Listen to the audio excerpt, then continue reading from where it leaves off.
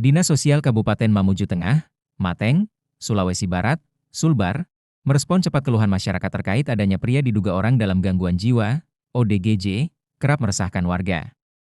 Pendamping Dinsos Mateng, Nur Ina Aulia mengatakan, pihaknya telah menerima laporan awal dari masyarakat pertanggal 1 Oktober 2025. Saat itu, Dinsos Mateng telah berhasil mengamankan pria terduga ODGJ tersebut. Namun usai diamankan, pria tersebut kabur lagi. Olehnya itu, setelah menerima kembali laporan dari warga, pihaknya segera melakukan respon cepat melakukan pendampingan terhadap pria terduga ODGJ tersebut. Ia melakukan koordinasi dengan pihak keamanan baik dari kepolisian dan Satpol PP.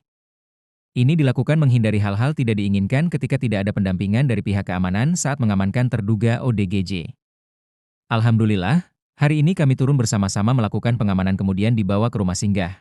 Jelas Ina ditemui di rumah singgah Kecamatan Tobadak, Mateng, Rabu, 8 Oktober 2025. Setelah tiba di rumah singgah, ia melakukan koordinasi dengan pihak kesehatan untuk mendapat dampingan dan pengobatan. Sembari menunggu identifikasi identitas pria tersebut, pihaknya mengamankan dan melakukan pendampingan terhadap ODGJ tersebut di rumah singgah. Ia akan melakukan verifikasi ke Dinas Kependudukan dan Pencatatan Sipil, Disdukcapil, Mateng untuk mengetahui identitas pria tersebut. Apakah pria tersebut pernah melakukan perekaman sehingga terdeteksi asal-usulnya?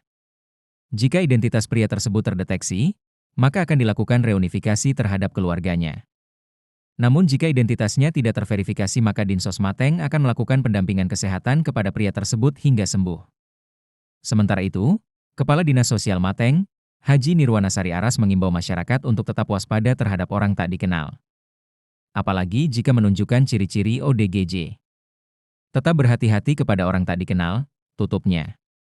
Bisa dijelaskan sedikit terkait proses evakuasi dari adanya pria yang diduga ODGJ ini yang sempat meresahkan warga Mamuju Tengah, silakan. Iya, baik. Jadi kami jelaskan sedikit, kami dari Dinas Sosial ini awalnya menerima laporan terkait ODGJ ini per tanggal 1 Oktober itu dari masyarakat. Nah, pada saat itu kami sudah sempat mengamankan pada tanggal 1 Oktober itu di Dinas Sosial tepatnya. Cuman persoalannya bapak yang diduga ODGJ ini sempat kabur.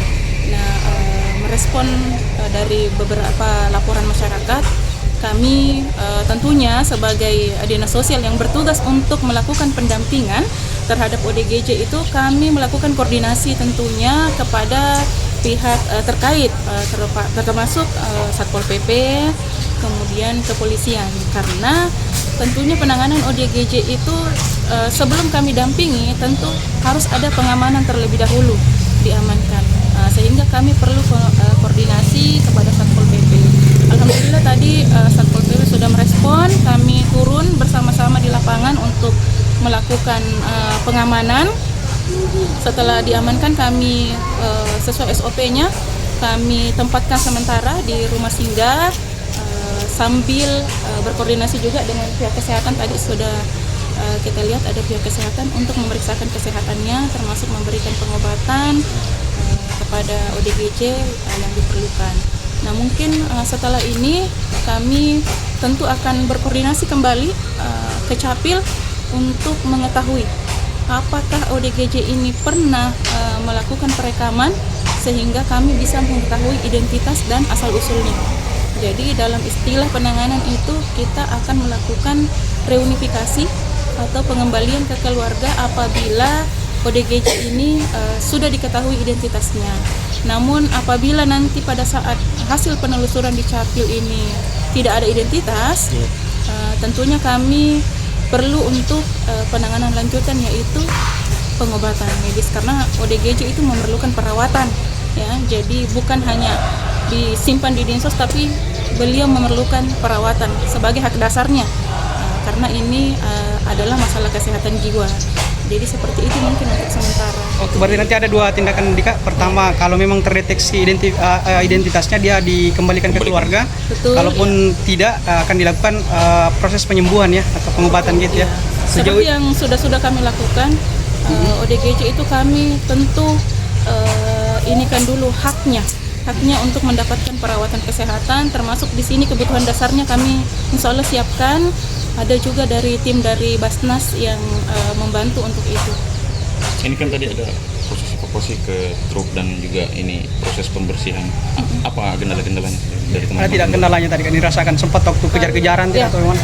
pada saat pengamanan tadi kendalanya karena ODGJ-nya ini sempat mengamuk, jadi tidak bisa 1 atau 2 orang yang mengamankan, sehingga kami sedikit ambil tindakan tegas supaya ODGJ ini tidak membahayakan jiwa dari tim, sehingga kami sedikit mengambil tindakan, yaitu kami ikat dulu untuk sementara sampai di rumah aman, baru kami amankan. Kemudian tadi kondisinya seperti teman-teman lihat, kondisinya sangat tidak terurus ya, mulai dari pakaian sampai badannya ini sangat tidak terurus, sehingga tim kami tadi sudah melakukan proses pembersihan, memandikan, mencukur, dan mengganti pakaian.